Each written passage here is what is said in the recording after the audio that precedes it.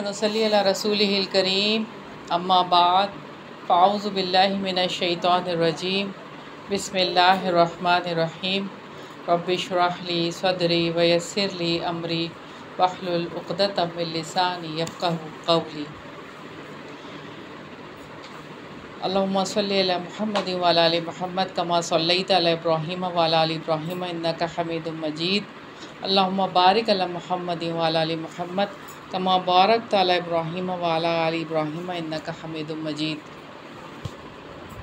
आज हम हदीस की अहमियत और ज़रूरत के हवाले से कुछ बातें देखेंगे और एक मुख्तसर सी नशिस्त में उसको समाप्त करने की कोशिश करेंगे, क्योंकि ये बहुत तवील एक यानी मज़मून है, तो जिसके लिए तो बहुत ज़्यादा वक्त दरकार है, लेकिन हम इसको थोड़ा सा वक्त में ज़्यादा चीज़ें देखने के लिए इसको आज हम देखते हैं।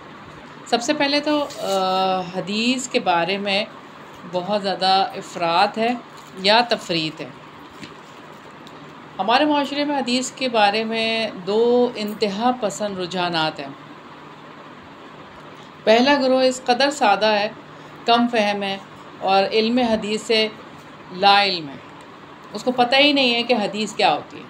वो रसूलुल्लाह सल्लल्लाहु अलैहि वसल्लम से मंसूब हर बात को हदीस ही गर्दानता है, चाहे वो इल्म रिवायत हो या इल्म दिरायत के एतबार से झूठी और मनगढ़ंत ही क्यों ना हो। हम रिवायत और दिरायत को भी देखेंगे तो आपको अंदाज़ा हो जाएगा कि क्या है। दूसरा गिरोह क्या है, सादा तो नहीं है, लेकिन मग़रबी नज़रियात हैं उसके अंदर और मग़रबी तहज़ीब और इस तरह से उससे मरगूब है और यानी उससे मरूब है और दीन इस्लाम की हर चीज़ को अपनी अक़ल पर ही परखता है, यानी अपने ही हिसाब से वो सारा कुछ कर रहा होता है। एक फ़िरक़ा है मुअतज़िला, जिनके नज़दीक जो भी गुनाह करते हैं तो वो गुनाहगार जो होता है वो वाजिबुल क़त्ल हो जाता है, यानी इस हद तक अपने तौर पर वो लागू करते रहते हैं। तो हमारे यहाँ भी ऐसे ही है, एक गिरोह अपने तौर पर दीन को लागू करते रहते हैं, अपनी फ़िरासत जो है वो झाड़ते रहते हैं। तो ये जो गिरोह है ना, पूरे ज़ख़ीरे इल्म के जो हदीस का जो इल्म है उस पर हाथ फेर देते हैं और कुरान की तफसीर और तावील में इसके लिए सबसे बड़ी रुकावट हदीस ही को समझते हैं, यानी तारिक हदीस हैं, वो बिल्कुल हदीस के मुनकिर हो जाते हैं। तो हम देखते हैं कि उम्मत के अंदर जो बिगाड़ पैदा हुआ, इसके इल्मी और अमली असबाब और वजूहात का जायज़ा लेने के बाद अल्लाह ताला के कुछ ऐसे नेक बंदे कि जिन्होंने इसकी जो है वो महसूस किया इसको कि अहादीस के सिलसिले में दो गलतियों से बचने का मशवरा दिया। पहली बात तो यह है कि गलत और गैर मुस्तनद रवायतों को किसी भी मसलहत से कबूल करने की गलती ना कीजिए। गलत और गैर मुस्तनद रिवायात को कबूल नहीं करना, ठीक है। बाज़ लोग फ़ज़ाइल में झूठी और ज़ईफ़ रिवायात के इस्तेमाल को जायज़ समझ लेते हैं, लेकिन बात यही है कि सही और हसन अहादीस की जब कसरत मौजूद है तो आप ज़ईफ़ का सहारा नहीं लेंगे और ज़ईफ़ या झूठी रिवायत को कबूल करने के लिए कोई मजबूरी नहीं है। दूसरी बात यह है कि कभी भी ऐसी गलती ना करें कि हदीस के ज़ौक़ी इंतखाब, यानी अपनी पसंद के मुताबिक इंतखाब सही नहीं है। इसी तरह अहादीस में से भी मनमाना इंतखाब सही नहीं हो सकता। इसी तरह पूरा कुरान कलाम इलाही है, इसी तरह सारी अहादीस भी कलाम रसूल और अमल रसूल है। यानी जिस तरह कुरान मजीद के अंदर ये बात है कि ज़ौक़ी इंतखाब और फ़िक्री और अमली कोशिशों को इसी हद तक महदूद कर देने पर अल्लाह ताला की वईद है, यानी ہر حدیث کو ماننا ہے، یہ نہیں کہ کسی حدیث کو مان لیا اور کسی کو نہیں مانا ہے، ہر حدیث کو ماننا ہے، جیسے قرآن کی ہر بات کو ماننا ہے۔ جیسے اللہ تعالیٰ خود فرماتے ہیں نا کہ بعض حصے کا تو تم ایمان لاتے ہو اور بعض حصے کا انکار کرتے ہو، ایسے نہیں کرتے۔ جو حدیث صحیح اور حسن ہے اس کو ماننا ہے، ٹھیک ہے؟ تو اس بات کو اپنے اندر رکھنا ہے۔ ہم آگے دیکھتے ہیں کہ حدیث کی اہمیت اور ضرورت، کہ کیوں ہے حدیث کی اہمیت اور ضرورت۔ آپ دیکھیں کہ دین اسلام کا دائرہ صرف اور صرف کس تعلیمات پر ہے؟ قرآن اور حدیث پر ہی ہے،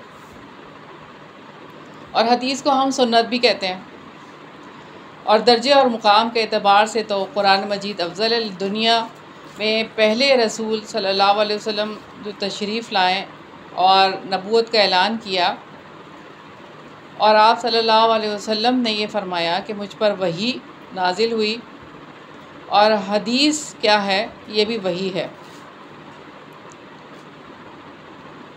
اور آپ صلی اللہ علیہ وسلم نے قرآن بھی آپ کی زبان پر جاری ہوا، اور آپ نے اسے لکھوایا، لوگوں کو زبانی یاد کروایا۔ اور ہم دیکھتے ہیں کہ دشمنان اسلام نے قرآن میں تحریف بھی کی، بے شمار کوششیں کی تحریف کرنے کی، لیکن وہ کارگر ثابت نہ ہو سکیں، کیونکہ اللہ تعالیٰ کا وعدہ ہے کہ قرآن میں کبھی تحریف ہو نہیں سکتی۔ ہاں، ترجمے میں لوگ تحریف کر دیتے ہیں، تفسیر میں لوگ تحریف کر دیتے ہیں، لیکن جو قرآن کا اوریجنل ٹیکسٹ ہے، جو متن ہے، اس میں تحریف نہیں ہے، ٹھیک ہے؟ ہاں، کبھی پرنٹنگ کی غلطی ہو جاتی ہے، لیکن ویسے جو ہے نا اگر دیکھا جائے تو جی ہاں جی، لیکن کچھ لوگ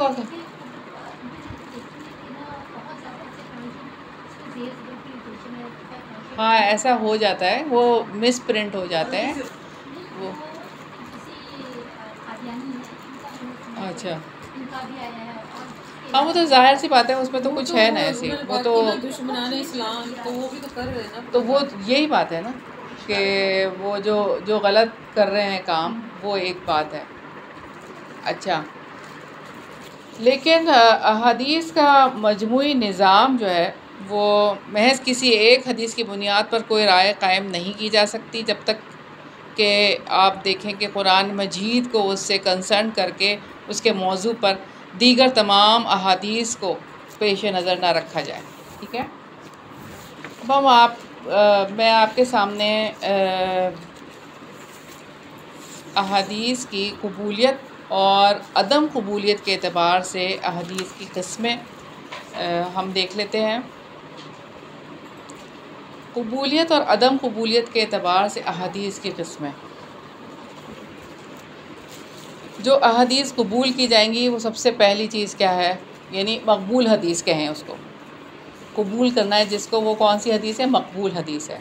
مقبول حدیث میں دو حدیثیں آ جاتی ہیں، صحیح اور حسن۔ اور جو مردود ہے، یعنی کہ جس کو قبول نہیں کرنا، ریجیکٹ کرنا ہے جس کو، وہ ضعیف اور موضوع ہے۔ ضعیف اور موضوع، بس سمپل، اس کو یاد رکھیں آپ۔ مقبول حدیث کیا کون کون سی ہے؟ صحیح اور حسن، دو درجے ہیں۔ اور جو مردود ہے وہ کیا ہے؟ ضعیف اور موضوع۔ موضوع من گھڑت، گھڑی ہوئی۔ اچھا، مقبول حدیث ہم نے دیکھی اور مردود حدیث دیکھی۔ اچھا، اب اس کو تھوڑا سا ہم اور دیکھ لیتے ہیں کہ آخر یہ صحیح کیا ہے، حسن کیا ہے، ضعیف کیا ہے، موضوع کیا ہے، ٹھیک ہے؟ صحیح حدیث یعنی آپ کہیں کہ اتھینٹک، ٹھیک ہے؟ صحیح کو اگر آپ کہیں گے اتھینٹک، علم حدیث کی اصطلاح میں صحیح حدیث وہ ہے جس کی سند کیا ہوتی ہے؟ یعنی کس ریفرنس سے وہ آئی، ٹھیک ہے؟ جس کی سند متصل ہو، پہلی بات۔ عادل راویوں، یعنی راوی جو ہوں وہ عادل ہوں، اور تیسری بات یہ کہ ضابط یعنی راویوں سے منتقل ہوتے ہوئے اپنی انتہا تک پہنچ جائے۔ چوتھی بات جس میں نہ شذوذ ہو، اور پانچویں بات نہ علت ہو۔ اب یہ جو باتیں ہیں یہ ہم دیکھتے ہیں ان کو ڈیٹیل کے ساتھ، کہ سب سے پہلی بات تو یہ ہے کہ اس کی سند متصل ہو، یعنی ہر راوی نے اپنے یعنی جس سے اس نے حدیث لی ہے اس کا واسطہ بتایا ہو، کس سے میں نے حدیث لی ہے، متصل ہو، جڑی ہوئی ہو۔ یعنی ایک صحابی ہے، پھر صحابی کے بعد تابعی ہیں، تابعی کے بعد تابعی، یعنی تابعی کہہ رہے ہیں میں نے اس صحابی سے سنا، اور صحابی کہہ رہے ہیں میں نے نبی پاک صلی اللہ علیہ وسلم سے سنا، اور پھر تابعی کے بعد پھر تبع تابعی ہیں، پھر اس کے بعد وہ راوی ہیں جو تبع تابعی سے سن رہے ہیں، یعنی ایک چین ہے پوری، ٹھیک ہے۔ اس میں سے کوئی بھی راوی جو ہے وہ گرا ہوا نہیں ہے، یعنی یہ نہیں ہے کہ حذف ہوا ہوا، پوری چین ہے۔ تو یہ ہے متصل روایت، ٹھیک ہے۔ اور راوی عادل ہوں، یعنی ان میں 5 باتیں پائی جائیں۔ عادل کون ہوگا راوی؟ 5 باتیں اس میں پائی جانی چاہیے۔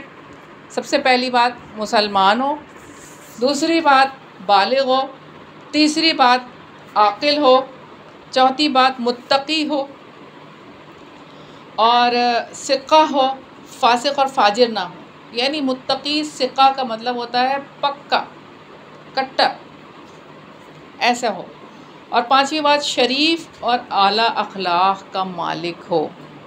جب یہ 5 خصوصیات اس کے اندر ہوں گی تو وہ عادل راوی ہوگا، اور اسی سے حدیث لی جائے گی۔ جو ہے یہ جنہوں نے احادیث کو مرتب کیا ہے، یہ تحقیق تو ان لوگوں نے کر لی، ہاں جی، ہم متن یہ تحقیق ہم نہیں کر سکتے، ہم نہیں کر سکتے، ہاں لیکن کہ وہ ہمارے ان کو پاس تو جانچنے کا جو پیمانہ ہے ہو وہ گیا۔ پتہ چلے گا نا کہ وہ راوی جو ہے وہ عادل کیسے تھا، اس کی زندگی کو دیکھیں گے نا، اس کی سوانح حیات کو دیکھیں گے، اور اس دور کے لوگوں نے ان کی سوانح حیات کو جانچا، پرکھا اور دیکھا کہ وہ کیا ہے۔ آپ نے وہ حدیث بھی وہ حضرت امام بخاری رحمۃ اللہ علیہ کے بارے میں سنا ہوگا نا، کہ جب وہ حدیث لینے کے لیے کسی راوی کے پاس گئے کہ ان کے پاس وہ حدیث موجود تھی، تو وہ دور، انہوں نے کہا کہ وہ اپنے جانوروں کو چارہ دینے کے لیے گئے ہیں، وہ دور کھڑے تھے امام بخاری اور وہ دیکھ رہے تھے، تو وہ چارہ جو ہے وہ دکھا رہے تھے وہ راوی دکھا رہا تھا چارہ اپنے جانور کو،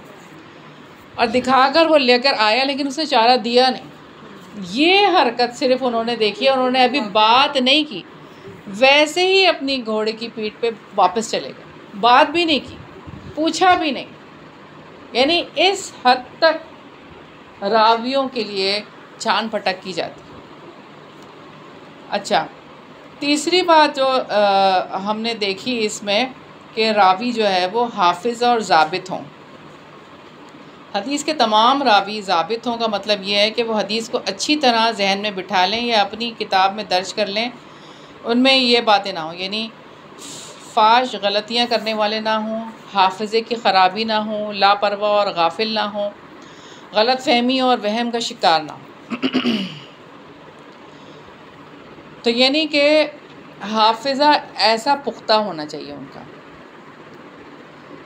چوتھی بات ہم دیکھتے ہیں شذوذ نہ ہو، شذوذ سے پاک ہو، یعنی ثقہ راوی کسی دوسرے سے زیادہ ثقہ راوی کی مخالفت نہ کرتے ہوں، یعنی ایک راوی ہے دوسرے راوی کی مخالفت نہیں کرتا، وہ یہ نہیں کہتا فلاں غلط ہے میں صحیح ہوں، یہ ہوتا ہے شذوذ، ٹھیک ہے۔ ایک دوسرے کی کاٹ میں لگتے ہیں نا، تو شذوذ نہ ہو، یہ صحیح روایت ہوتی ہے۔ کہ اب ایک راوی کہہ رہا ہے کہ میں یہ روایت بیان کر رہا ہوں، اگلا راوی کہہ رہا ہے نہیں یہ روایت ضعیف ہے، میں جو بیان کر رہا ہوں وہ صحیح ہے، یہ کیا ہوگا؟ یہ شذوذ ہوگا، شذوذ، شین زال واو زال، جی نہیں وہ انکار کر رہے ہیں، کسی مخالفت کر رہے ہیں، مخالفت ہے، سمجھے؟ تو یہ اس میں پایا نہ جائے تبھی وہ حدیث مانی جائے گی۔ اچھا، اب پانچویں چیز ہے علت نہ ہو، یعنی حدیث میں کوئی بھی چھپی ہوئی برائی یا یعنی نقص، کوئی نقص نہ پایا جائے، جو بظاہر نظر نہ آئے، یعنی حدیث جو ہے وہ سارے نقص سے پاک ہو، چھپی ہوئی کوئی بھی اس کے اندر علت نہ ہو۔ تو یہ 5 چیزیں ہم نے دیکھی جس کی وجہ سے وہ حدیث کیا ہوگی؟ صحیح ہوگی۔ اور صحیح حدیث کے لیے یہ ضروری ہے کہ جب کوئی ثقہ راوی اپنے سے بہتر شخص کی مخالفت کرے تو وہ حدیث شاذ ہوگی، تو اس میں یہ نہیں ہونا چاہیے، ٹھیک ہے؟ اچھا،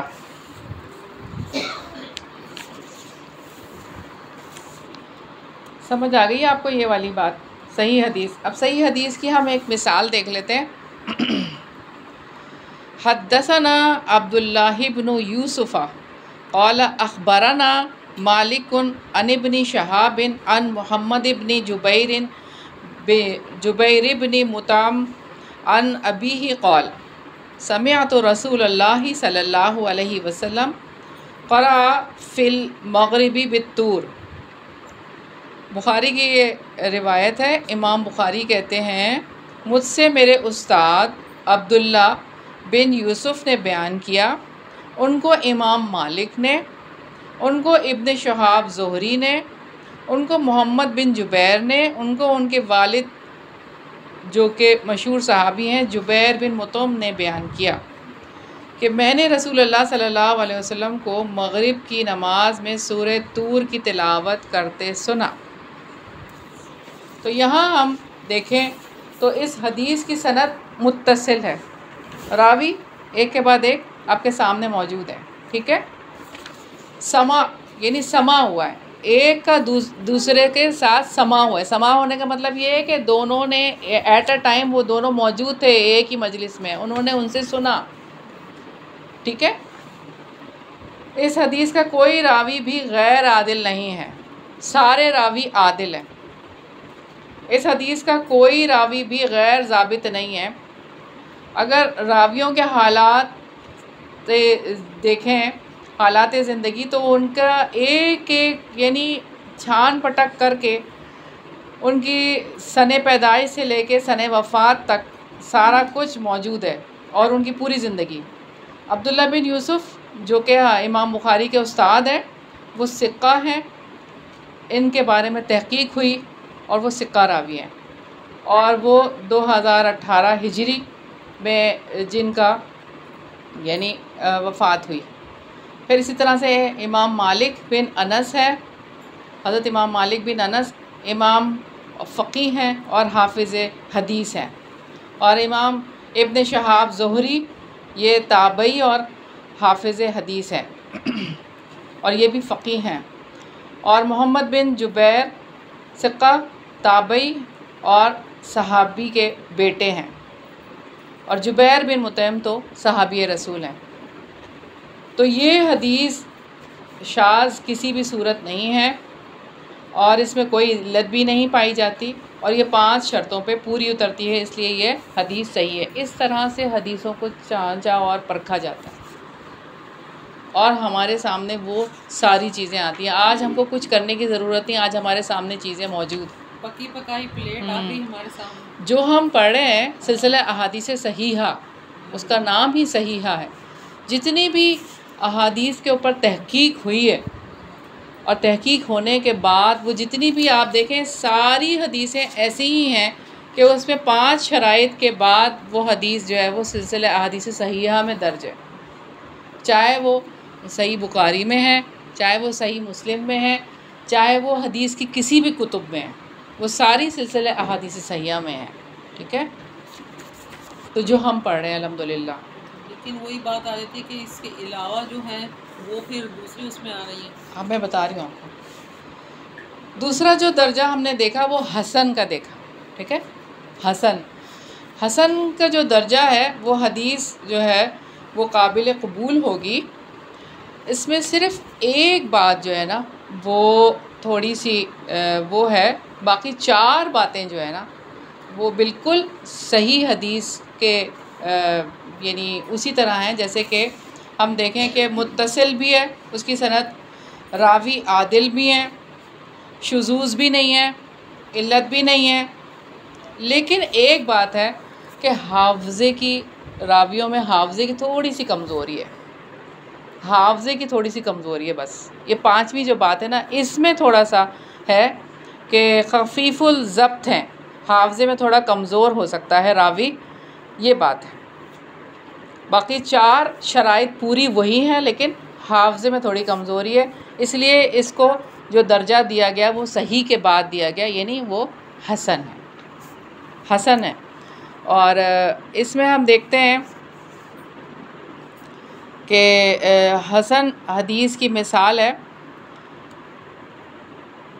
اس حدیث کی روایت محمد بن عمر بن علقمہ نے کی ہے، اور انہوں نے حضرت ابو سلمہ تابعی سے، اور انہوں نے مشہور صحابی حضرت ابو ہریرہ سے، اور انہوں نے رسول اللہ صلی اللہ علیہ وسلم سے. اور اس حدیث میں یعنی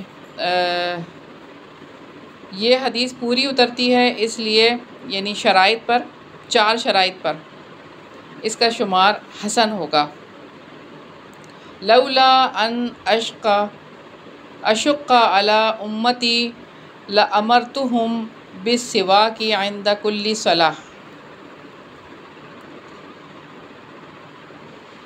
تو معلوم ہونا چاہیے کہ یہاں ترمذی میں اس سند کے ساتھ یہ حدیث حسن ہے، لیکن ملتے جلتے الفاظ کے ساتھ یہ حدیث صحیح مسلم میں بھی آئی ہے. اس کا مطلب کہ کچھ حسن حدیثیں جو کہیں پر حسن ہیں، لیکن صحیح کتب میں وہ صحیح بھی ملتی ہیں دوسرے راوی کے توسط سے، یعنی پورا متن وہی ہے لیکن وہ ہمیں پوری شرائط کے ساتھ صحیح بھی ملتی ہیں. اچھا، یہ کیسے صحیح ملتی ہے؟ ایسے ہی ہوا نا کہ بھئی جن سے انہوں نے سماع کیا ان کے حافظے میں ضعف تھا، جن سے انہوں نے سماع کیا، لیکن جب امام مسلم نے جس سے سماع کیا یا ان سے جو متصل جڑ کے گئی تو وہ حسن نہیں تھی، وہ صحیح تھی. ایسا بھی ہوتا ہے. امام مسلم الگ ہے، امام بخاری الگ ہے، اور الگ الگ افراد کی. تو اور دوسری بات یہ ہے کہ جو جس کو جیسے ملا وہ ویسے ہی بتائے گا نا، اور وہ ہمارے پاس پورا ذخیرہ موجود ہے. اس نے وہاں سے سنا تھا اس لیے وہ حدیث حسن ہو گئی. اور ابھی آپ دیکھیں گے کہ بعض ایسی روایات جو کہ تھوڑا سا اس کے اندر ضعف پایا جاتا ہے کہیں پر، لیکن پتہ چلتا ہے کہ جی دوسرے راوی سے جب وہ بات ہوئی ہے تو وہ ہمیں صحیح سند کے ساتھ مل جاتی ہے. ایسا بھی ہوتا ہے حدیث کے ساتھ. مطلب صحیح اور حسن میں بہت معمولی سا ہوا ہے، اسے ہم غلط نہیں کہہ سکتے. نہیں، کہ یہ صرف بس ایک صرف ہوا کمزوری ہے، ہمیں مل جاتی ہے، کمزوری ہے صرف ایک. اچھا، اب ہم دیکھتے ہیں ضعیف حدیث کے حوالے سے. ہر وہ روایت جو اپنے اندر حسن حدیث کی چار ضروری شرائط نہیں رکھتی وہ ضعیف یا مردود کہلاتی ہے. اب حسن اور ضعیف میں ہم فرق دیکھ لیتے ہیں. ضعیف احادیث میں ان کا درجہ سب سے بلند تھا، اس لیے کہ دیگر تمام شرائط پر یہ حدیث صحیح حدیث کے معیار پر پوری اترتی تھی. بس اگر کچھ خامی تھی تو یہ کہ اس کے کسی راوی میں قوت ضبط کی کمی پائی جاتی تھی، یعنی جو حسن حدیث تھی نا وہ والی. لیکن جو ضعیف بنی حدیث اس کے حوالے سے ہم دیکھتے ہیں کہ ہم حسن کو ضعیف نہیں کہیں گے.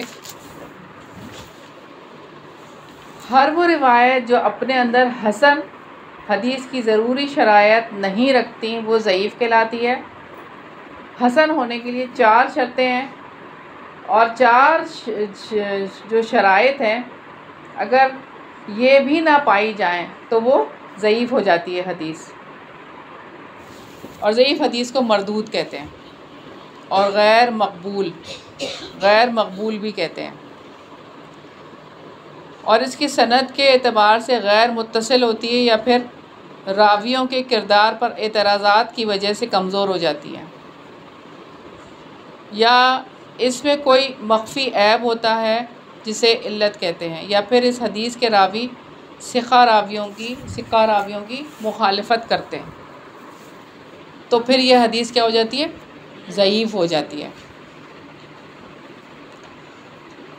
تو ضعیف حدیث کو مسترد کیے جانے کی بات یہ ہے راویوں کی سند کا منقطع ہو جانا، یعنی راویوں کی سند ہی نہیں ہے، درمیان سے راوی غائب ہے،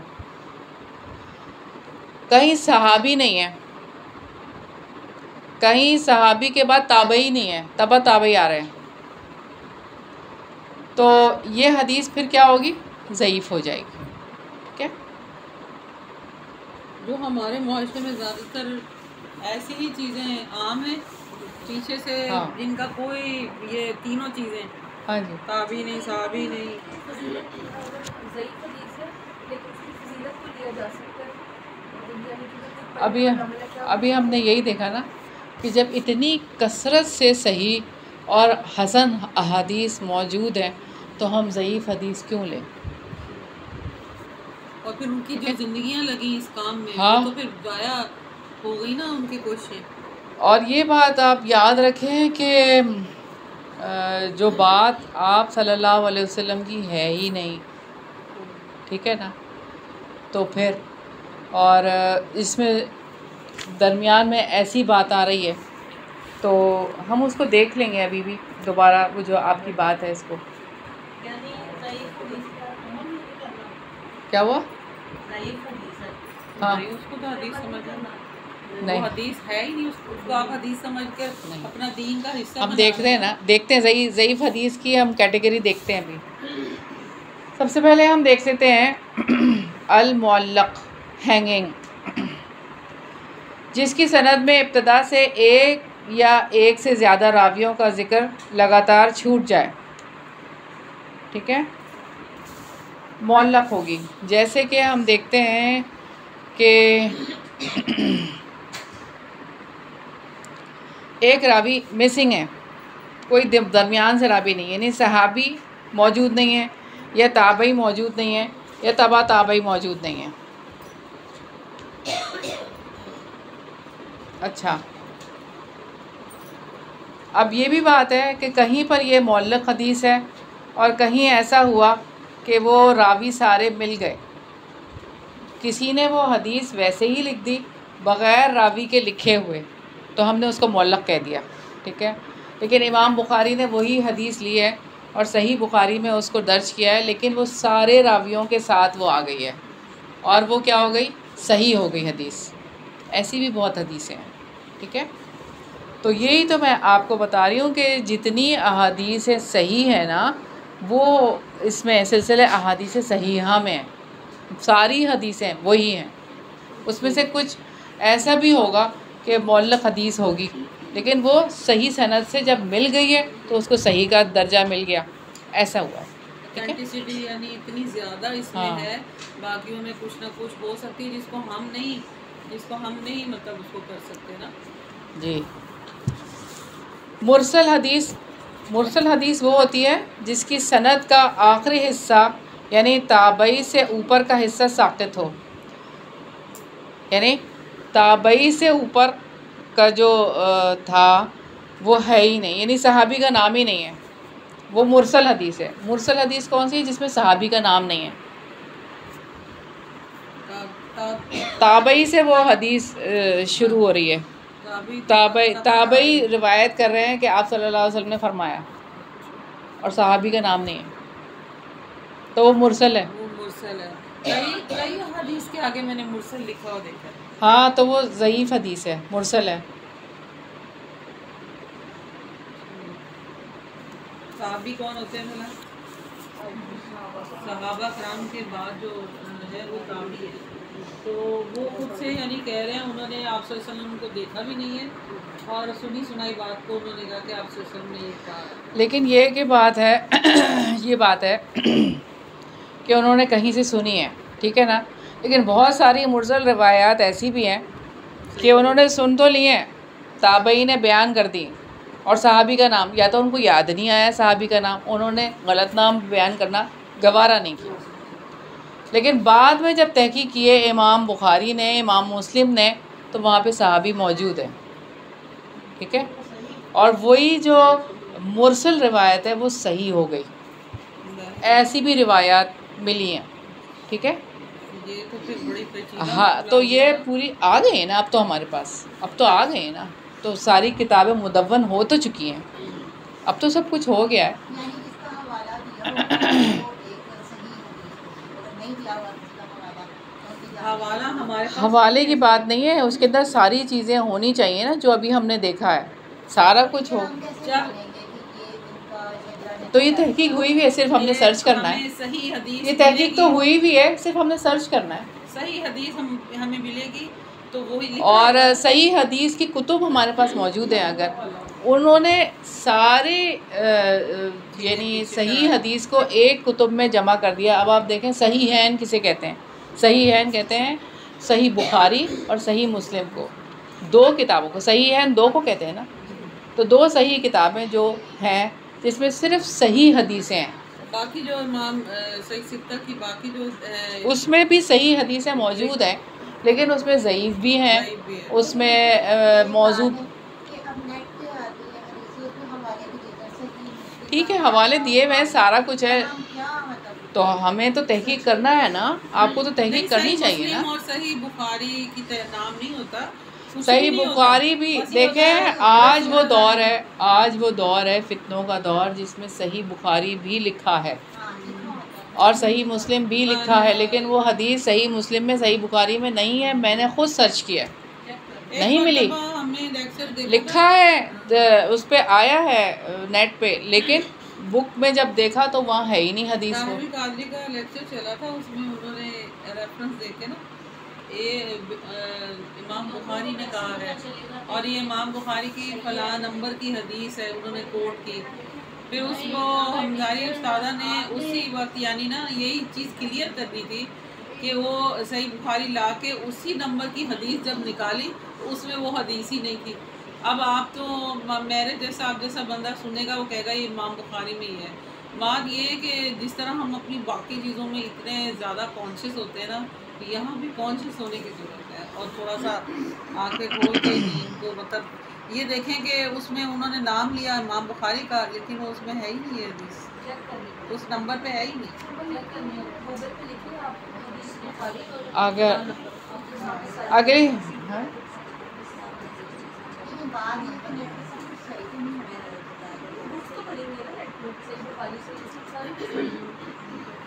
اچھا بات یہ ہے،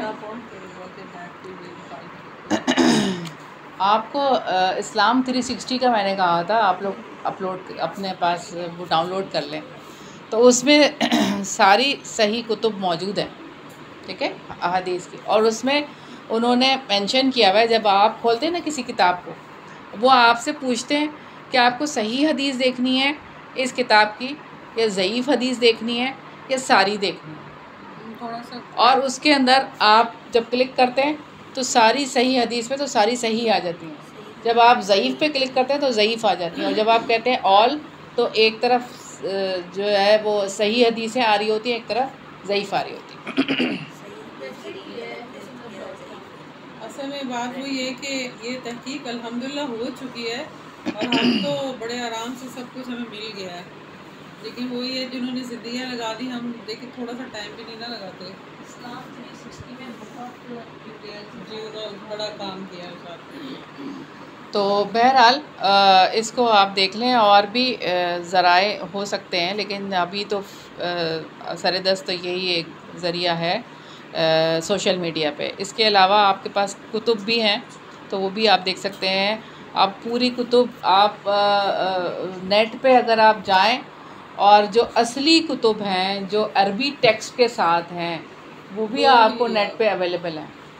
آپ کہیں کہ ترجمے میں ہو سکتا ہے کسی نے کچھ کیا ہوگا، آپ کو پوری متن، پورا عربی ٹیکسٹ پورا آپ کے سامنے ہوگا، آپ فوراً وہاں سے نکال سکتے ہیں. اگلی دیکھتے ہیں، مرسل حدیث کے بعد آتی ہے الموزل، میم عین ضاد لام، موزل.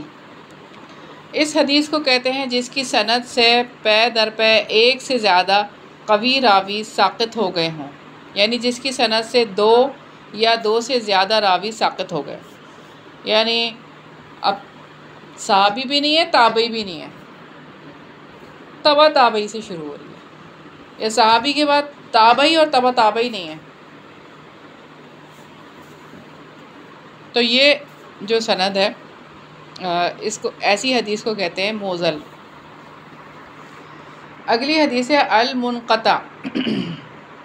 المنقطع بروکن، جس کی سند متصل نہ ہو، یعنی راوی کا نام چھوٹ گیا یا سند میں سے کسی مقام پر کسی مبہم شخص کا نام ہو، یعنی انہوں نے نام بتایا راوی کا محمد. اب محمد کون ہے؟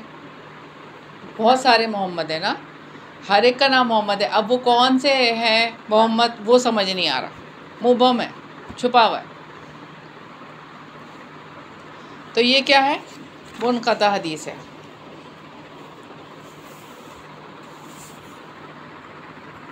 پھر ہم دیکھتے ہیں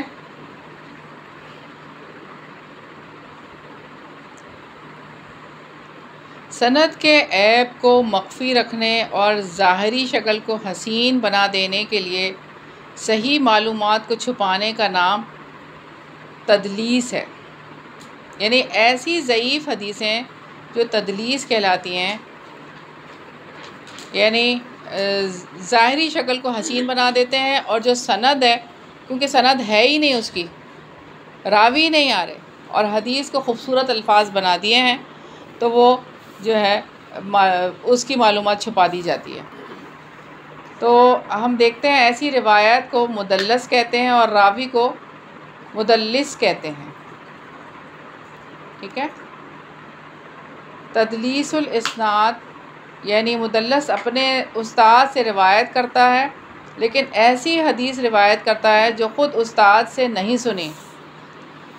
تدلیس، ایسی حدیث کو کہتے ہیں تدلیس، یعنی خود ہی روایت کر رہا ہے اور اپنے استاد سے سنی نہیں ہے، اور روایت کر رہا ہے کہ میں نے اپنے استاد سے سنی ہے. تو یہ کیا ہے؟ تدلیس ہے. تدلیس الاسناد کہیں گے اس کو، تدلیس الاسناد، یعنی سند، خود ہی سے اپنی سند لگا لی کہ میں نے اپنے استاد سے سنی ہے، جبکہ استاد سے سنی نہیں تھی. اور تدلیس ہے تسویہ،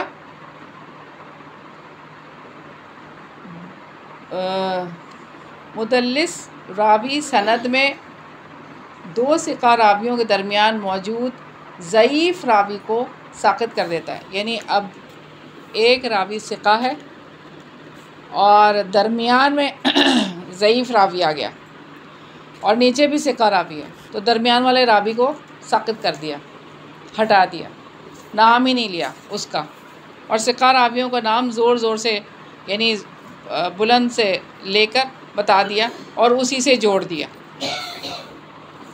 تاکہ لگے کہ یہ صحیح ہے حدیث. تو ایسی آپ دیکھیں تدلیس شیوخ بھی ہے، یعنی اپنے شیخ کے معروف نام کے بجائے غیر معروف نام کنیت سے روایت کرتا ہے،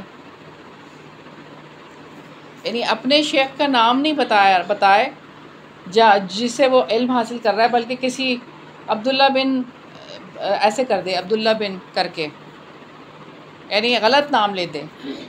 اگر نام لے گا تو اس کو وضاحت کرنی پڑے گی نا، لیکن وہ ہے ہی نہیں، اور اپنے شیوخ کا نام جو ہے وہ لینے کے بجائے کسی اور کا نام لے لے. تدلیس شیوخ ہے یہ.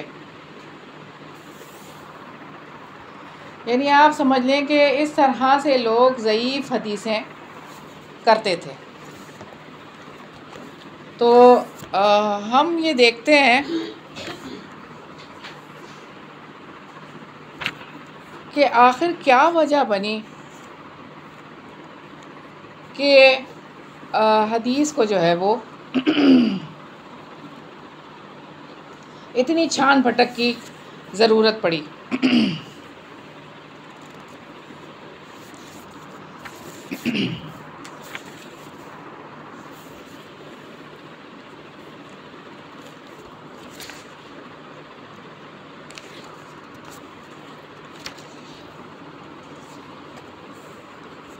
پہلی بات تو یہ کہ جب حضرت عثمان رضی اللہ عنہ کی شہادت ہوئی تو کیسے ہوئی تھی ان کی شہادت؟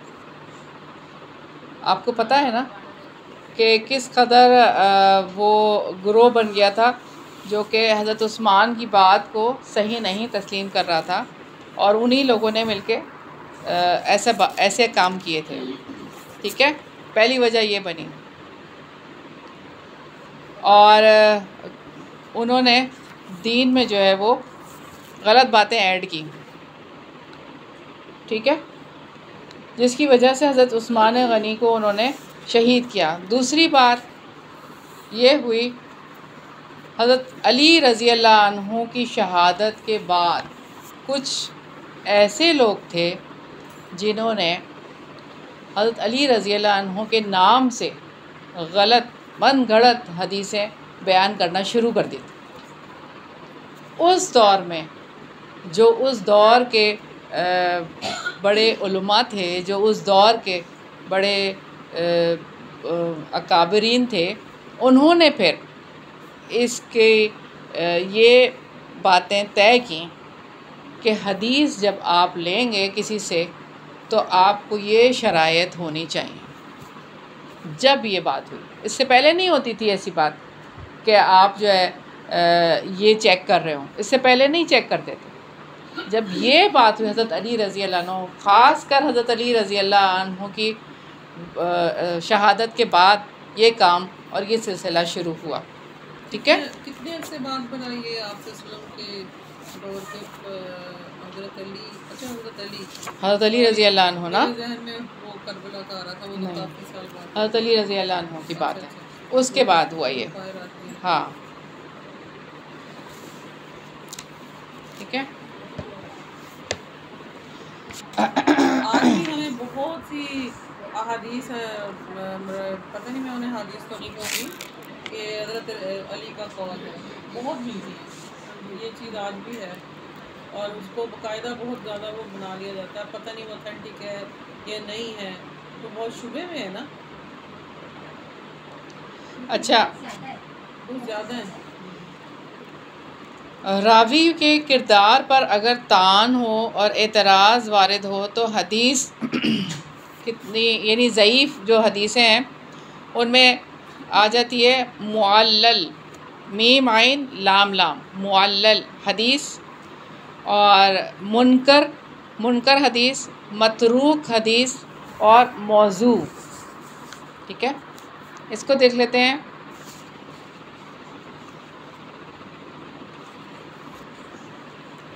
جی، معلل حدیث جو ہے نا، اس حدیث کو کہتے ہیں کہ جس میں کوئی مخفی علت چھپی ہو، کمزوری پائی جاتی ہو، اگرچہ کہ بظاہر وہ اس سے پاک نظر آئے. یہ ایسی صورت میں ہوتا ہے جب راوی میں طعن اور اعتراض کا سبب عموماً وہم یعنی غلط فہمی ہو.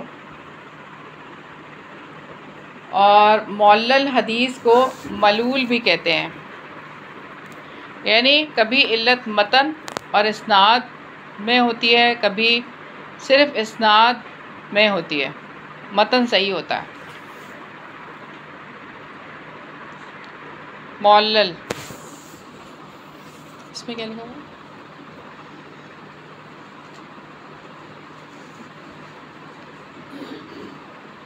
یہ الفاظ بھی تو سمجھ نہیں آ رہا. جس روایت میں سند کے نام ہو یا متن، ان میں کہیں بھی علت ہو، یعنی متن میں یا تو علت ہو یا سند میں، اس کو معلول کہتے ہیں، یعنی معلل. علت کا مطلب چھپی ہوئی خامی ہے، اس کے اندر کوئی خامی ہو.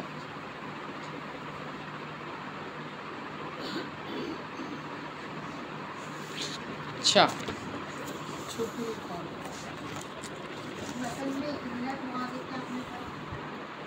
متن میں علت ہو یا سند میں. سند میں تو وہی راوی کی علت آ گئی. ہاں جی بالکل. اور متن میں آپ صلی اللہ علیہ وسلم کے الفاظ وہ ادھر سے ادھر ہوئے ہوئے ہوں اور پتہ نہ چلے. جی ہاں بالکل، وہ اپنی طرف سے ہوں.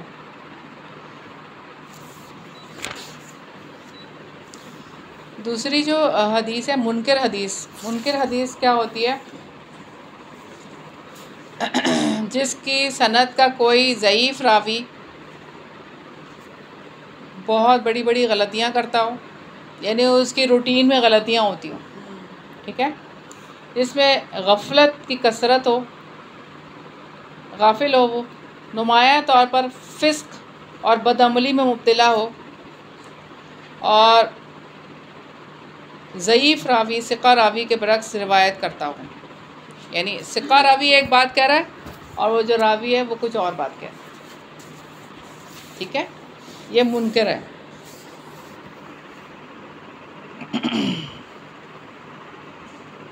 اور منکر جو ہوتا ہے نا وہ اکیلا ہوتا ہے، ایک ہی ہوتا ہے. منکر راوی جو ہوتا ہے اس کے پاس چین نہیں ہوتی راویوں کی، وہ اکیلے ہی بیان کر رہا ہوتا ہے.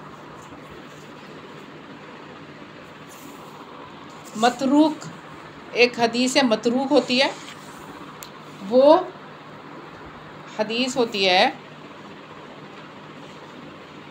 جس کی سند میں کوئی راوی ایسا ہو جس پر جھوٹ بولنے کا ہو کہ یہ جھوٹا ہے، یعنی روٹین میں جھوٹ بول دیتا ہے. جس طرح حدیث کے اینڈ میں ہم نے لکھا دیکھا حسن ہے، ہاں ضعیف ہے، تو یہ سب کچھ حدیث کے اینڈ میں لکھا ہوتا ہے. لیکن یہی میں آپ کو بتا رہی ہوں نا کہ اتھینٹک جگہ سے لیں گے تو لکھا ہوا ملے گا. آپ ایسے ہی آپ وہ کریں گے اگر یعنی آپ اوپنلی چلے جائیں گے اور جہاں سے جو آ رہا ہے. ابھی مجھے کسی نے ایسی لوگ حدیثیں گھڑ گھڑ کے بھیج دیتے ہیں موقع کی مناسبت سے بھی، اور اس پہ لکھا ہوا ہوتا ہے کہ یہ حدیث میں آیا ہے، اور وہ حدیث میں نہیں ہوتا. یہ اتنی دفعہ پڑھو گے تو یہ ہو جائے گا، یہ کرو گے تو وہ ہو جائے گا، اور یہ کرو گے تو ایسے بہت ساری چیزیں ہیں.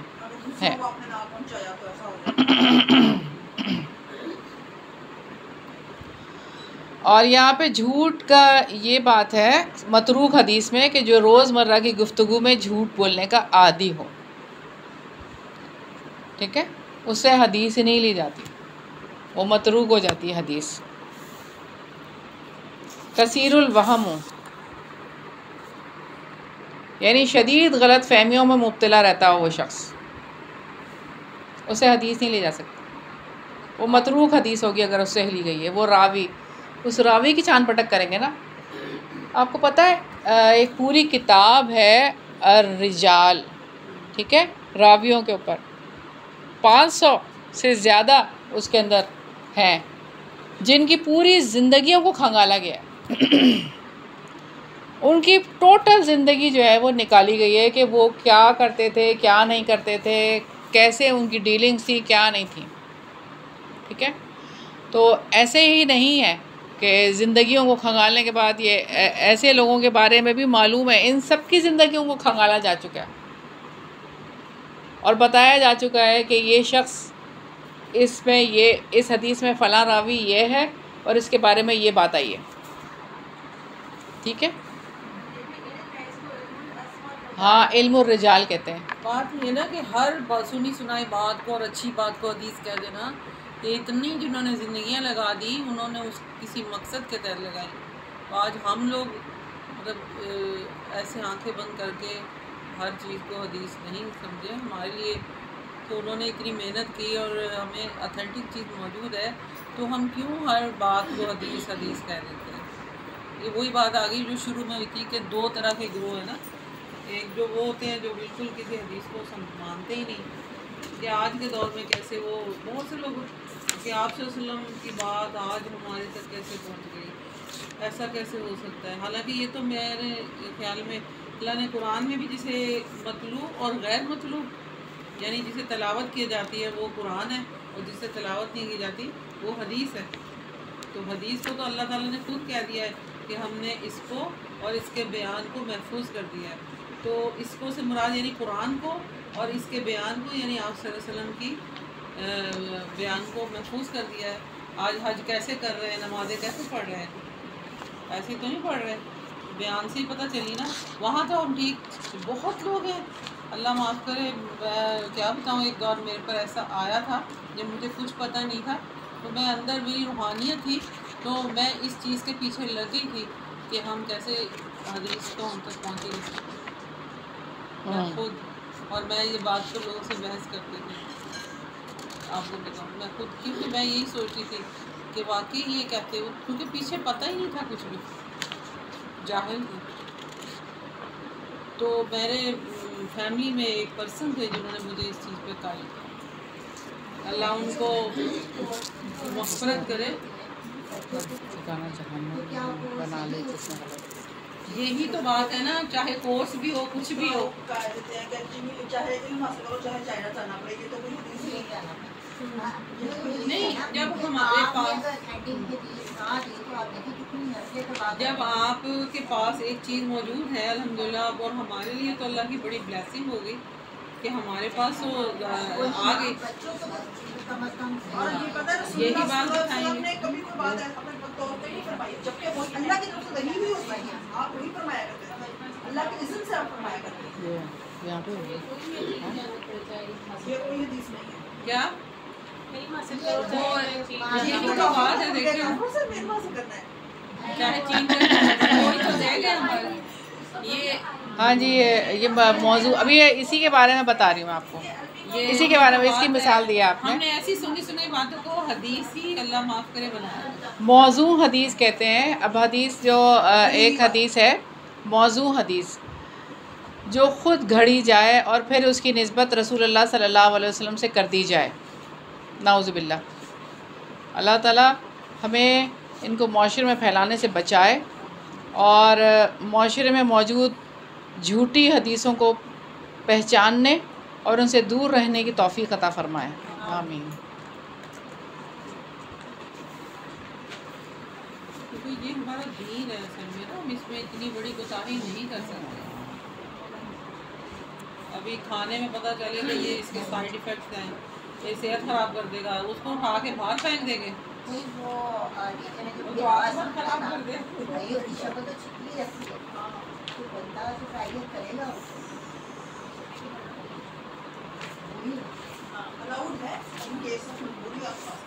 کیا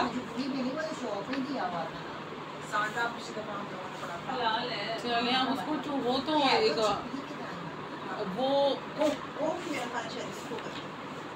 وہ میرے خیال میں گو ٹائپ ہی کوئی چیز ہے. ہاں جی وہی ہے. آپ کو ویڈیو بھیجی تھی نا, وہ بڑی بھی ہوتی ہے, وہ بڑی بھی ہوتی ہے سائز.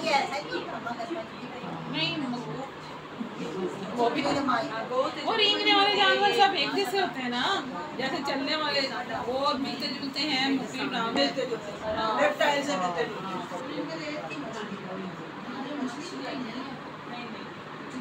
اچھا, آپ کو سامنے میں ایک حدیث رکھتی ہوں. آپ صلی اللہ علیہ وسلم کا ابتدائی حکم. حضرت ابو سعید خدری رضی اللہ عنہ سے روایت ہے کہ رسول اللہ صلی اللہ علیہ وسلم نے فرمایا کہ میری طرف سے کچھ نہ لکھو. اگر کسی نے قرآن کے علاوہ کچھ لکھا ہے تو اسے چاہیے کہ اسے مٹا دے. مجھ سے حدیث بیان کرو, کوئی مذائقہ نہیں. البتہ جس نے مجھ پر راوی یعنی مجھ پر یہ جانتے بوجھتے جھوٹ بولا, وہ اپنا ٹھکانہ جہنم میں بنا لے. لیکن آخری حکم جو آپ صلی اللہ علیہ وسلم کا آیا تھا وہ یہ تھا کہ احادیث لکھا کرو. ٹھیک ہے, اس حوالے سے آپ صلی اللہ علیہ وسلم نے فرمایا, عن ابن مسعود قال قال رسول اللہ صلی اللہ علیہ وسلم نظر اللہ امرأ سمع مقالتی فوعاها وحفظها وبلغها. اللہ تعالیٰ اس بندے کو تر و تازہ اور خوش و خرم رکھے جس نے میری بات سنی, اسے یاد کیا اور محفوظ رکھا, اور پھر دوسروں تک اسے پہنچایا. تو یہاں سے ہمیں کیا پتہ چلتا ہے کہ ایسی باتوں کو ہم نے آگے پروموٹ نہیں کرنا, چھان پھٹک کرنے کے بعد پروموٹ کرنا ہے. ہمیں پتہ کرنے کی کوشش کرنی ہے. کوئی بھی آ جائے فارورڈنگ میسیج, ہم نے دیکھا چلو جی یہ فارورڈنگ میسیج آ گیا, یہ حدیث ہے, چلو آگے کرو, نہیں. ایسے نہیں کرنا. اچھا اس میں شروع میں کیا آپ نے بتایا؟ اللہ تعالیٰ رسول اللہ صلی اللہ علیہ وسلم کا ابتدائی حکم یہ تھا نا کہ جو بھی ہے نہ لکھو، صرف قرآن لکھو. شروع میں کیا ہے کہ اللہ اس کے اچھا اللہ تعالیٰ اس بندے کو تر و تازہ اور خوش و خرم رکھے. اچھا اب میں نے یہ حدیث پڑھی ہوئی ہے اللہ تعالیٰ سے اس کے چہرے کو نظر اللہ، اب حدیث کے الفاظ دیکھ لینا، نظر اللہ امراؤن سمع مقالتی، نظر اللہ. میں یہی بات کر رہی ہوں کہ میں نے یہ پڑھی ہے اللہ تعالیٰ قیامت کے دن اس کے چہرے کو روشن کرے. اب یہاں قیامت کے دن کی بات نہیں ہے، یہ ہر وقت ہی تر و تازہ رکھے. لیکن یہ میں کہہ رہی ہوں یہ اس کو ہم چہرہ بھی بنا دیتے ہیں نا، مطلب یہ کہ الفاظ کا فرق ہو گیا. بات وہی ہے کہ باقاعدہ مجھے یاد ہے، میں نے یاد کی تھی اللہ تعالیٰ اس کے چہرے کو قیامت کے دن روشن کر دے. جس نے میری بات سنی اس کو یاد. یہاں پہ چہرے کا لفظ نہیں ہے نا.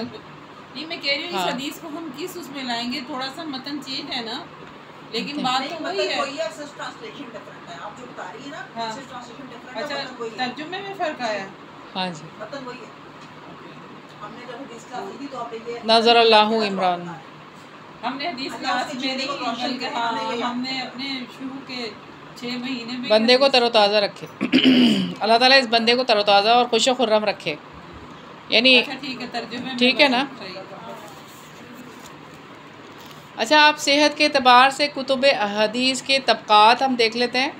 پہلا طبقہ جو حدیث کی کتب کا ہے اس میں 3 کتابیں آتی ہیں. سب سے پہلی کتاب کیا ہے؟ صحیح بخاری، دوسری صحیح مسلم، اور تیسری ہے موطا امام مالک. ٹھیک ہے، یہ پہلی کیٹیگری ہے، حدیث کی کتب کا پہلا طبقہ ہے یہ. اور جو دوسرا طبقہ ہے وہ ہے سنن نسائی، جامع ترمذی اور سنن نبی داؤد. جی ابھی ہم یہ دیکھ لیتے نا، جی پہلے ہم یہ دیکھ لیتے ہیں مشکات، جامع ترمذی، سنن نسائی، جامع ترمذی، سنن نبی داؤد. ٹھیک ہے، یہ دوسرا طبقہ ہے. یہ دوسرا طبقہ ہے. اور تیسرا طبقہ ہے سنن ابن ماجہ، سنن دارمی، مسند احمد، صحیح ابن خزیمہ، صحیح ابن حبان، مستدرک حاکم، اسی میں سنن بہیقی، سنن دار قطنی، سنن طبرانی، تصانیف طحاوی، ساری ہم نے پڑھی ہیں. مسند شافعی. جب میڈم لیکچر دیکھیں سب کی حدیث ابھی بھی پڑھا رہی ہوں استاذہ، ساری کتب پڑھ لی ہیں ہم وہی نے. سب حیران ہوتے تھے آپ اتنی کتابوں کی حدیث کیسے پڑھی؟ یہ تیسرے طبقے کی احادیث تھی. یہ تیسرے ٹھیک ہے، طبقے. حدیث کی کتب. جی دوبارہ سے کتب احادیث کا تیسرا طبقہ ہے سنن ابن ماجہ، سنن دارمی، مسند احمد، صحیح ابن خزیمہ، صحیح ابن حبان، مستدرک حاکم، سنن بہیقی، سنن دار قطنی، کتب طبرانی، دیکھ کے لکھ لیجیے گا، یہ تصانیف طحاوی اور مسند شافعی. ہاں امام شافعی کی مسند شافعی، مسند احمد، مسند شافعی ایسے. اور چوتھا طبقہ ہے چوتھا اور آخری طبقہ. اس طبقے میں نا کچھ من گھڑت روایات بھی موجود ہیں. تصانیف ابن جریر طبری، کتب خطیب بغدادی، تصانیف ابو نعیم اصفہانی، تصانیف ابن عساکر، تصانیف دیلمی صاحب فردوس، تصانیف کامل ابن عدی، تصانیف ابن मरदुविया, इसको बोलते ही है ना।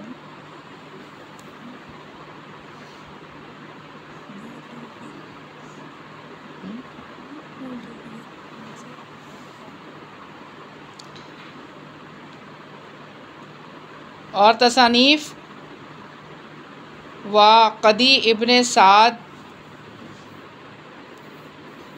ये चौथा तबके की अहादीस है। ये सब तसानीफ से शुरू हो रही है बात। हाँ, अच्छा, आप जो बात कर रही हैं ना मिशकातुल मसाबी, उसमें मुख्तलिफ़ कुतुब की ना, इन्हीं कुतुब में से अहादीस लेके ना एक किताब मुरतब की गई है। जैसे रियाज़ुस सालिहीन एक किताब है, बुलूगुल मराम एक किताब है, हदीस की किताब बनाई गई उसको, उसमें हाँ इस तरह मुश्कात है, इस तरह से मुश्कात, इसमें देखें इस लिस्ट में नहीं आ रहा, लेकिन ठीक है ना। मुश्कात का नाम ना, ये तीसरा तबका, दूसरा तबका, पहला तबका,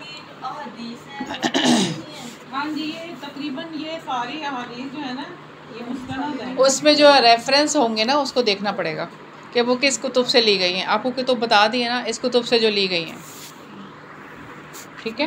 जब हम लेक्चर पढ़ते थे ना, हमने सीरत के साथ कुरान पढ़ा था, तो हर आयत के साथ हदीस होती थी और इन्हीं किताबों में से जो है ना वो लिए जाते थे रेफरेंस, यही किताबें होती थी क्योंकि एंड में लिखे होते थे ना, इसलिए हाथों पे चढ़ी हुई किताबें अल्हम्दुलिल्लाह, इसलिए मुझे आसानी से लिखी गई।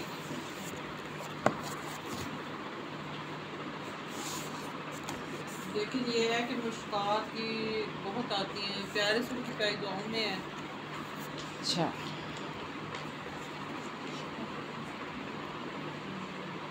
उसमें मैं सुबह वो हसन में नहीं आती किताब,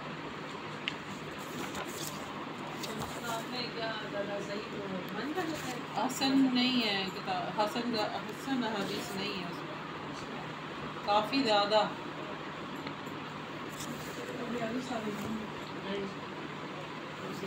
अच्छा, आप कुछ इस्तिलाहात देख लेते हैं, फिर उसके बाद हम वाइंड अप करते हैं। कुछ तो आपको एहसास हुआ होगा ना कि हम क्या कर रहे हैं, और ये कि कितना ज़्यादा ज़रूरी है इस इल्म को सीखना। और अभी तो हम बिल्कुल इनिशियल स्टेज पे हैं, बिल्कुल हम कहाँ हैं, हम कहाँ खड़े हैं, और लोगों ने तो अपनी ज़िंदगियाँ इस पे वक्फ करी हैं। रिवायत हम देखते हैं ना कि ये रावी हैं, रिवायत की है। रिवायत से मुराद है बात को दूसरे तक पहुंचाने का नाम रिवायत है। हदीस को दूसरे तक पहुंचाना और जिसने बयान किया है उसकी तरफ मखसूस अल्फाज से उसे मंसूब करना, जैसे हद्दसना, अखबरना, समेअतु या अन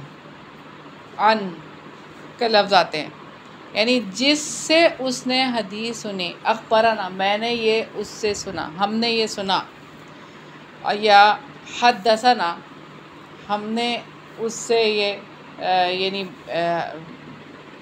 हदीस बयान की, यानी समेअतु, मैंने सुना, अन, ये चीज़ें आती हैं। तो इसका मतलब क्या होता है, ये रिवायत उनसे है। और अब हमने एक चीज़ देखी थी, दिरायत जो है ना, ऐसा इल्म जिसमें रसूल अल्लाह सल्लल्लाहु अलैहि वसल्लम की तरफ मंसूब अक़वाल, अफ़ाल, तक़रीर या औसाफ़ के ज़ब्त और इसके अल्फाज की तहरीर पर मुश्तमिल मुबाहिस हों कि इनकी रिवायत कैसे हुई। इन्हीं चंद क़वानीन हैं जिसके ज़रिए सनद और मतन के हालात का इल्म हो, जो रावी और जो वो दे रहा है उसको कबूल करने की, उसको कहते हैं दिरायत। यही दिरायत जो अभी हम देख रहे थे कि रावी कैसा हो, ऐसा होना चाहिए, रावी को सिक्का होना चाहिए, ये क्या कहते हैं, इसको दिरायत कहते हैं इसको। जी, दिरायत, इसको दिरायत कहते हैं, ठीक है। और अभी हम देख रहे थे एक चीज़, मुस्नद, ठीक है। मुस्नद वो हदीस होती है جس کی سند شروع تا آخر بظاہر متصل ہو، جڑی ہوئی ہو، وہ مسند ہوتی ہے. ٹھیک ہے. جیسے بہت ساری احادیث کے کتب کا نام جامع مسند رکھا جاتا ہے، اور اس کے علاوہ مسند اس کو بھی کہتے ہیں، اس کتاب کو بھی کہتے ہیں جس میں ہر صحابی کی جو ہے نام سے وہ حدیثیں لائی جائیں. ٹھیک ہے. یعنی ترتیب وار، یعنی جیسے حضرت عمر رضی اللہ عنہ کے نام سے ہے، حضرت عمر رضی اللہ عنہ صحابی ہے نا، اس کے بعد ساری حدیثیں حضرت عمر رضی اللہ عنہ سے مروی ہوں گی. ٹھیک ہے.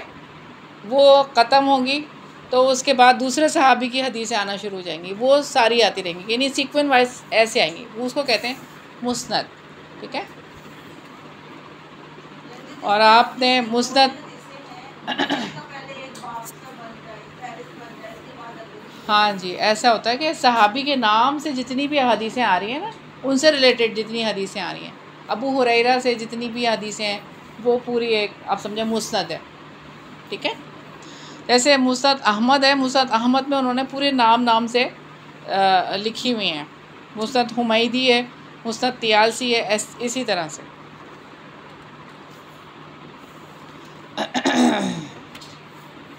ٹھیک ہے. اور کوئی بات جو رہ گئی؟ ضعیف روایات کی اتنی کتابیں ہیں، پڑھی بھی جا رہی ہیں، لوگ گھروں میں بھی رکھی ہوئی ہیں، تو کیا وجہ ہے کہ جب ایک چیز صحیح ثابت ہو گئی ہے، حق ثابت ہو گیا اور اتنی کثیر تعداد میں موجود ہے، تو وہاں پہ پھر ان کی گنجائش کیوں ہے؟ وہ ختم کیوں نہیں کر دیا جاتا؟ بات وہی آ گئی ہے نا کہ وہ جان بوجھ کے یہ بات کی جا رہی ہے نا، جھوٹ پھیلایا گیا، جان بوجھ کے جھوٹ پھیلایا گیا تاکہ مسلمانوں کے اندر یہ چیزیں ختم ہو جائیں. لیکن وہ بھی مسلمان ہی ہے جو یہ کر رہے ہیں. جیسا بھی انہوں نے کوشچن کیا تھا نا کہ کچھ لوگ کہتے ہیں کہ فضائل کے معاملے میں نا آپ ضعیف حدیث کو بھی لے سکتے ہیں تاکہ لوگ نماز میں موٹیویٹ ہو جائیں یا اس طریقے سے. نہیں، اور کئی علماء اس کا بتاتے ہیں. اصل میں بات وہی ہے نا کہ ہم نے تو یہ استادوں سے ہی پڑھا ہے، استادوں سے ہی سنا ہے. میں آپ کو اپنی بات نہیں کہہ رہی، استاد سر ادریس زبیر سے ہی میں نے یہ بات سنی ہے. انہوں نے یہی بات بتائی ہے کہ جب کثرت سے صحیح اور حسن روایات موجود ہیں، ذکر اذکار اور ان ساری فضائل کی موجود ہیں، تو آپ ضعیف کا سہارا کیوں لے رہے ہیں؟ کیا آپ کو بات لاجیکل بات ہے. ضرور ہے کیا صحیح بات ہے. وہ جب اتنا کثرت میں آپ سب سے زیادہ تو آپ کو یہ چاہیے کہ آپ کثرت سے یہ حدیثیں پھیلائیں. جب آپ یہ حدیثیں پھیلائیں گے تو آٹومیٹکلی وہ جو ضعیف ہیں نا وہ نیچے ہو جائیں گے. آپ کثرت سے یہ چیزیں آ گیا. ہم نہیں بتاتے کیا کہ جنت کے خزانوں میں سے ایک خزانہ ہے، کیا ہے؟ لا حول ولا قوت الا باللہ. تو یہ لوگوں کو بتائیں، کثرت سے بتائیں. پھر اس کے بعد کیا؟ تو ہاں، بس اس کے بعد کوئی اور کلمہ آپ کہو گے، یہ ہاں، زیادہ اس سے ہو گیا. سبحان اللہ والحمد للہ ولا الہ الا اللہ واللہ تسبیحات اکبر. فاطمہ ہیں جو یہ سوتے وقت آپ سے دم کرتے تھے. اسی طرح جو شام کے اذکار صحیح ہیں. احادیث ہیں ان کو آپ پروموٹ کریں، ان ذکر اذکار کی بھی وہ پروموٹ کریں زیادہ سے زیادہ. یہ جو ایک ذکر اللہ لک الحمد کما ینبغی لجلال وجهک الکریم، اس کو ضعیف بھی لکھا. ضعیف اللہم لک ضعیف. الحمد کما ینبغی لجلال وجهک وعظیم سلطانک. نہیں یہ پہلے مجھے بھی یہی تھا، میں اس کو دعا سے پہلے پڑھتی تھی. جب دعا مانگتی تھی نا تو میں ضرور پڑھتی. اس کے بعد جب یہ تحقیق ہو گئی کہ یہ ضعیف ہے، اور یہ میں نے اپنے سے نہیں ہے، استادوں سے ہی میں نے سنا، اور انہوں نے ہی تحقیق کر کے انہوں نے ہی بتایا کہ یہ ضعیف ہے. اور وہ پہلے ہماری استاد بھی پڑھا کرتی تھی، استاد فرحت ہاشمی، لیکن اب نہیں پڑھتی ہوں. ان سے ہی سن کے میں نے یاد کیا تھا، اور پھر اب وہ نہیں پڑھتی. جیسے جیسے علم حاصل کرتا رہتا ہے انسان سیکھتا رہتا ہے نا. پھر غلط چیز کو چھوڑ دو اور جو صحیح چیز ہے اس کو اپنے یہ صبح کے بس یہ اذکار میں یا ربی لک الحمد کما ینبغی یہ نہیں ہے. یہ ضعیف میں ہے، اسلام 360 میں ہے.